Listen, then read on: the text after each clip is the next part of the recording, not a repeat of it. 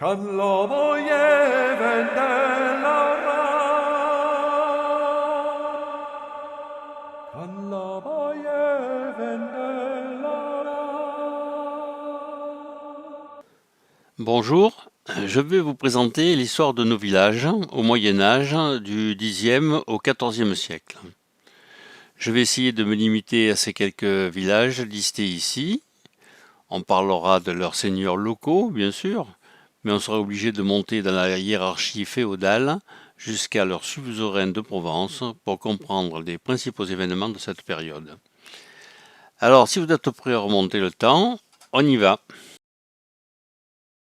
Listons les noms de nos villages et hameaux à cette époque.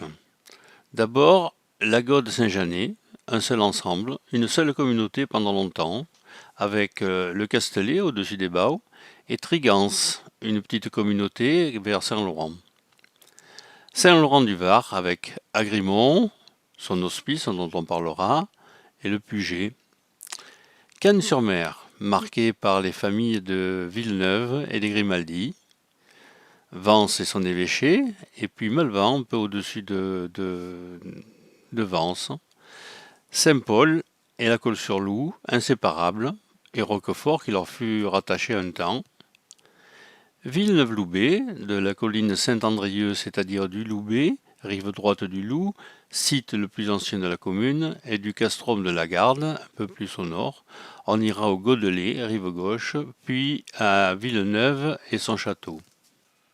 On va raconter cette histoire en 4 parties. La première, sous les marquis de Provence, ce qui correspond en gros au XIe siècle, dure environ un quart d'heure. La deuxième, sous les comtes catalans de la maison de Barcelone, suzerain de Provence, au XIIe siècle, dure environ aussi un quart d'heure. La troisième, sous les capétiens de la première maison d'Anjou, de 1245 à 1382, c'est la partie la plus longue, 20 minutes. On terminera par la quatrième, sous les capétiens de la seconde maison d'Anjou, jusqu'à ce que la Provence devienne française. 8 minutes, pas plus pour cette dernière partie. Donc, en tout, une petite heure de présentation. Kan lobo lleven de la Kan lobo lleven de la Dans cette première partie, on va voir comment les marquis de Provence ont réussi à s'imposer en éliminant la menace sarrasine et comment ils ont structuré la Provence orientale jusqu'à Nice en distribuant les terres conquises. Ils ont imposé de nouvelles familles comme celle d'Odile de Nice ou ses descendants, les Rayanne-Vence ou les Nice-Orange. N'oublions pas que l'on est au Moyen Âge dans une société féodale. Au XIe siècle, dans notre région, les pauvres paysans ou vilains sont encore des serfs attachés à leurs terres et vendus avec elles. Ils cultivent principalement des céréales, le blé, le froment, l'orge, sur ce sol qui n'est pas souvent fertile. Les vignobles sont nombreux, même en altitude. On aime le vin dans la région. Les vraies richesses sont l'élevage, des ovins, des porcs, des chèvres et très peu de vaches, et les forêts pour se chauffer et construire des habitations. La pêche est importante car les rivières sont très poissonneuses à l'époque. Un peu avant l'an 1000, la région fait partie du royaume de Bourgogne-Provence. Le dernier roi de ce royaume, Rodolphe III, prête hommage en 1032 à l'empereur du Saint-Empire romain germanique et lui laisse sa succession. Ainsi, la Provence, le Viennois, aujourd'hui Dauphiné, ou la Savoie, tout cela passe sous la souveraineté de l'empereur. Mais avec un empire si lointain, les seigneurs locaux prennent de plus en plus d'autonomie. C'est une époque bien difficile pour les Provençaux car les Sarrasins sont installés à Fraxiné, c'est-à-dire à la Garde Freinet, dans le massif des Morts. Et de là, ils lancent des raids pour piller, voler et récupérer des esclaves qu'ils vendent sur les marchés d'Afrique du Nord. Ces incursions sarrasines entraînent insécurité, peur et méfiance. Les serfs se protègent en se réfugiant sur les hauteurs. L'abbé Tisserand, dans son livre sur Vence, rapporte que lors d'une incursion de ces morts, nos villageois se retranchèrent à Gourdon, Gatière, Carros, Le Broc et au château des Godes. Les Sarrasins rançonnent les pèlerins au passage des Alpes.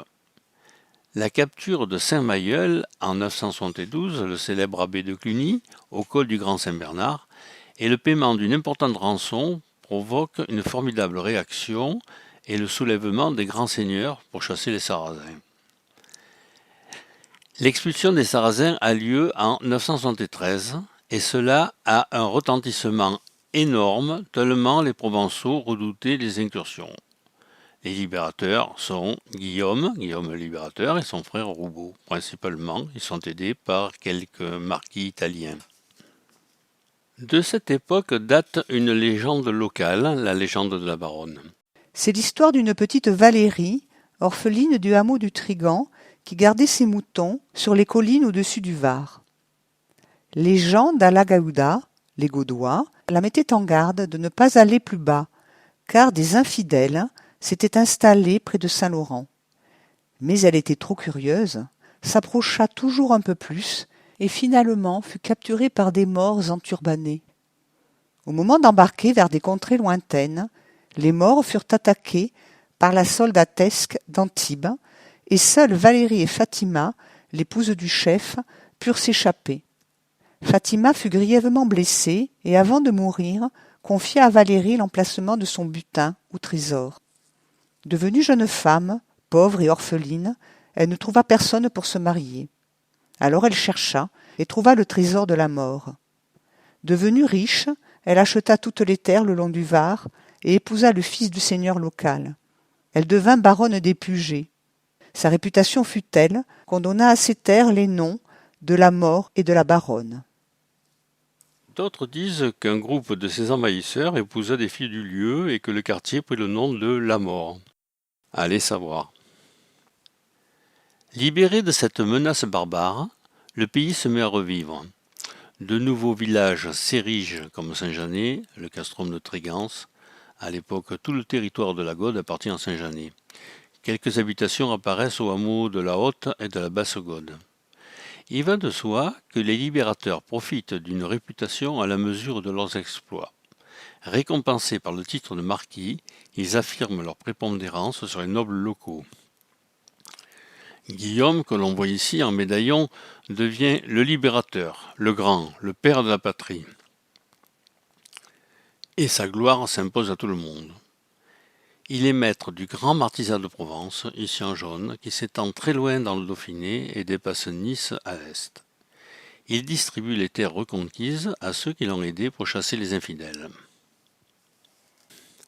Les terres vacantes de la Provence orientale sont réorganisées par le nouveau pouvoir et encadrées par de nouveaux évêques et de nouveaux seigneurs.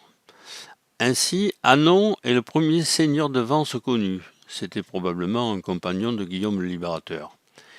Il avait reçu tout le sud de l'évêché de Nice et une partie de l'évêché de Vence. Ses enfants, Odile de Nice et son frère Amic Ier, sont investis d'immenses domaines, directement par Guillaume le Libérateur.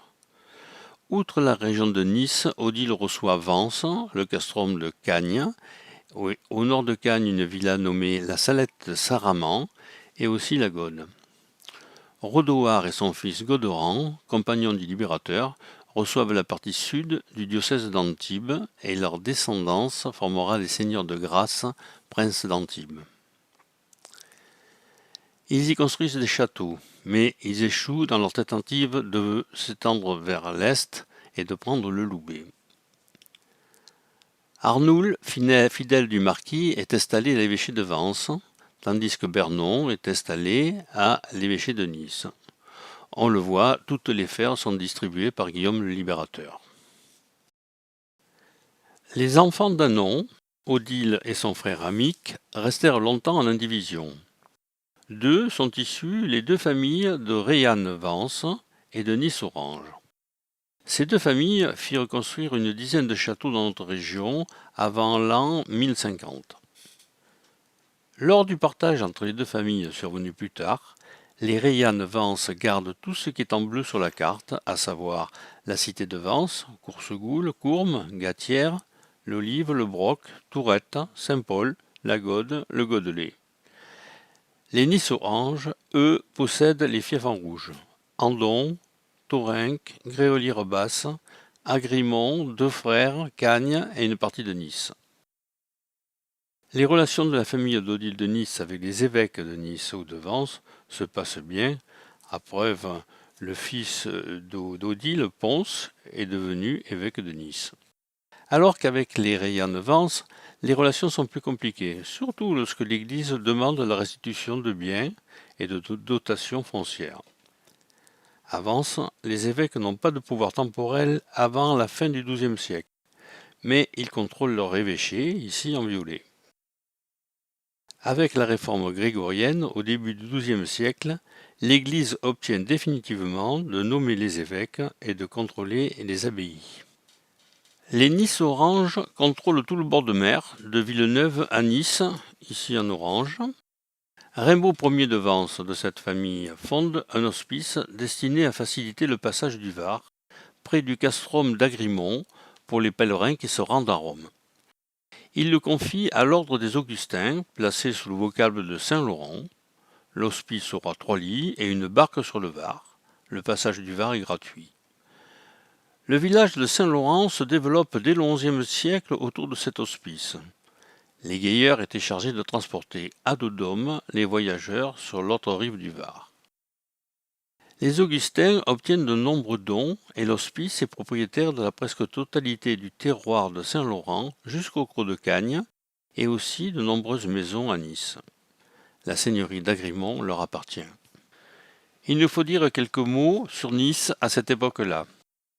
L'un des tout premiers documents de l'histoire de Nice indique que Miron et Odile sont podestats de la ville en 999. Elle est qualifiée de vicomtesse de Nice.